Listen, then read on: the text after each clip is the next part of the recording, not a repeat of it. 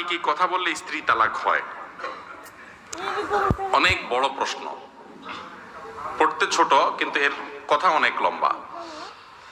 স্ত্রীকে যদি আপনি তালাক দিয়েছেন, তোমাকে তালাক দিলাম, দিছি, এরকম কোনো কথা বলেন, বাংলায় যদি বলেন যে তোমাকে আমি ছেড়ে দিলাম, তাহলে কি হয়ে যাবে? তালাক হয়ে যাবে।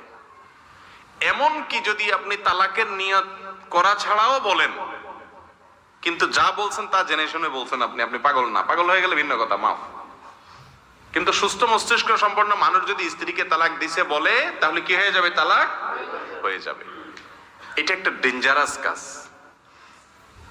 ইসলামের অন্য সমস্ত কাজ নিয়ত না থাকলে হয় না, কিন্তু তালাকটা এরকম যে আপনি যদি মজা করতে করতে, দুষ্টামি করতে করতে স্ত্রীকে বলেন তোমাকে তালাক দিলাম, তালাক হয়ে যায়।